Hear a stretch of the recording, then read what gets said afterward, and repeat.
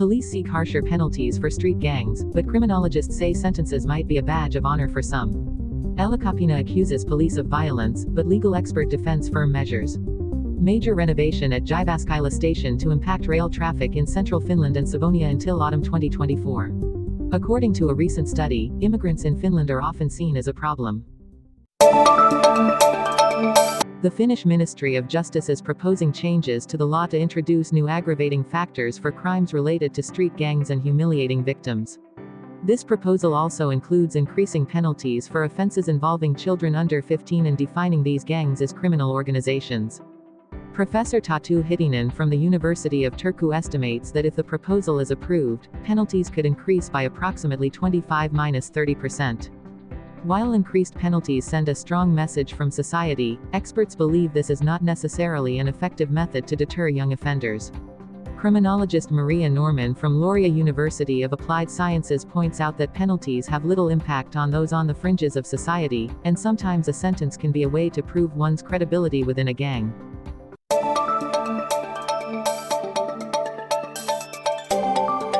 The environmental organization Elokapina criticized the police for their strong intervention in a Friday protest in Helsinki.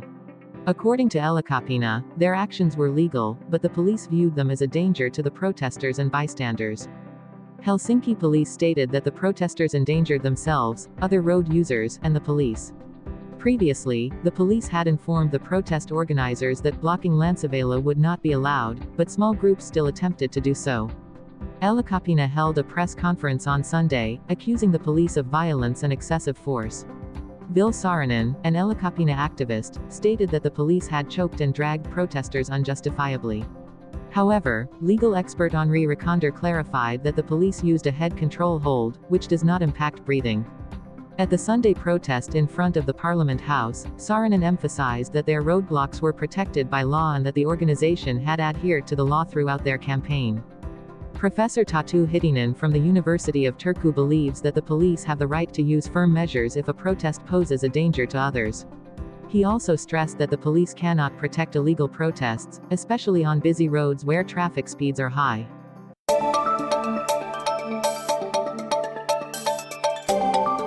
The extensive renovation at Jyväskylä station will affect rail traffic in central Finland and Savonia, extending until autumn 2024. During this period, passenger trains will be diverted to track number 2, and some train connections towards Savonia will be altered. The Finnish Transport Infrastructure Agency is replacing the tracks, switches, and infrastructure at Jyväskylä station, which have reached the end of their service life, while also improving the station's drainage system. This work is part of the Jyväskylä-Pieksämäki railway line upgrade project. The renovation includes installing new rail sections up to 150 meters long, and currently, workers are carrying out excavation work, causing water to accumulate in the track area.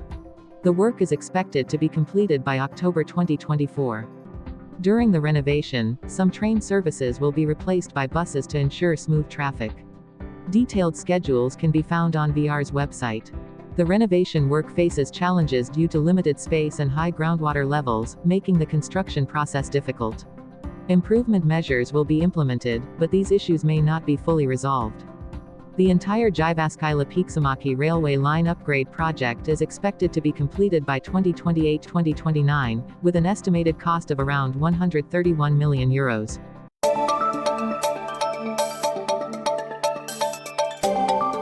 According to a recent study, immigrants in Finland are often seen as a problem. They are widely accepted only when they have jobs. Researcher Laura Mänkki from the University of Jyväskylä has studied the lives of low-wage immigrant workers.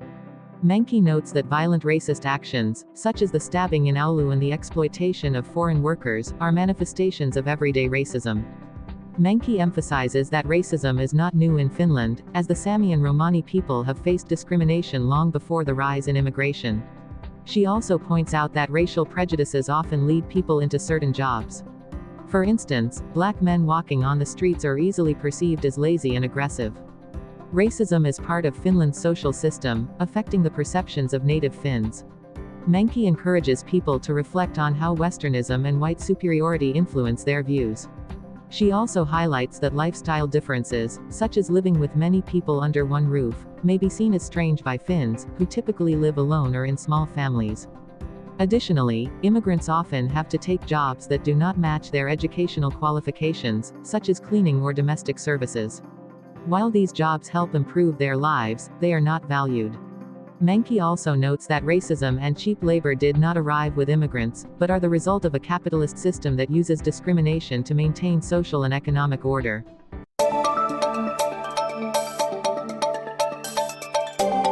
A shooting occurred in an apartment complex in Lahti on Sunday afternoon, resulting in one person being hospitalized. The police received a report about the shooting in the Horola area of Lahti at 1719.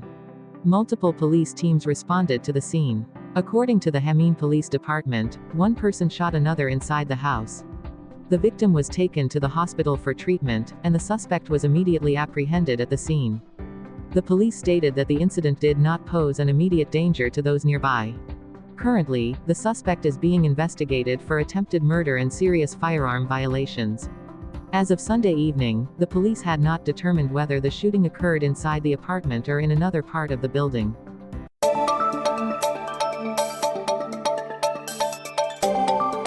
On Sunday, Finland became a significant electricity exporter while Norway imported a large amount of electricity at certain times. Finnish wind and solar power plants produced a substantial amount of electricity for export.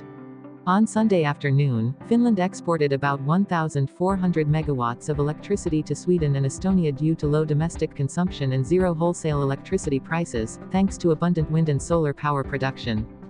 Wind power plants provided nearly 1,900 megawatts, surpassing the capacity of the new nuclear power plant in Olkiluoto. Solar power also contributed around 600 megawatts. The average electricity price in Finland was the lowest among the Nordic countries. Interestingly, Norway, a major producer of hydroelectric power, imported up to 2,000 megawatts of electricity at certain times before resuming exports in the evening. Denmark also imported electricity on Sunday.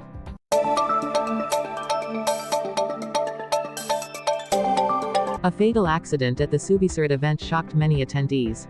A mast collapsed, causing one death and casting a pall over the festival.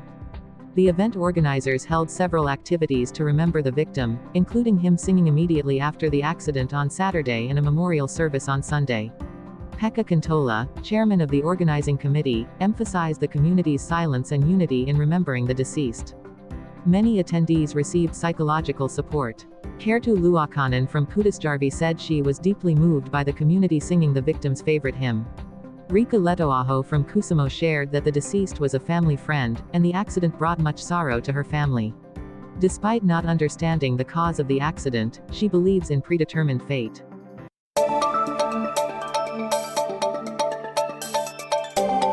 On Sunday afternoon, a smoke smell inside Kisko church in Salo interrupted a concert attended by 500 people. The church's alarm system activated, and the concert was cancelled.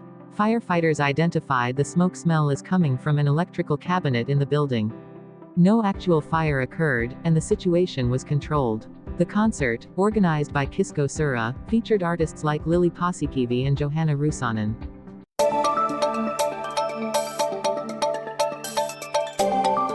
Daughter's secret TikTok account saves mother's towel shop. Sibel Caglayan from Tampere secretly created a TikTok account for her mother Anne's struggling towel shop. During the Juhannus week, Sibel shared her mother's story and the shop's difficulties. The video quickly garnered thousands of followers and over 400 orders in a short time, keeping Anne busy packing more than 1,000 towels. Anne, who had to close her physical store in Tampere due to business difficulties, did not expect the sudden increase in sales. Initially, she thought it was because people were on holiday or someone had recommended the shop. When Sibel revealed the secret, Anne was surprised but also very touched and happy. Now, the mother and daughter are answering customer messages on TikTok together.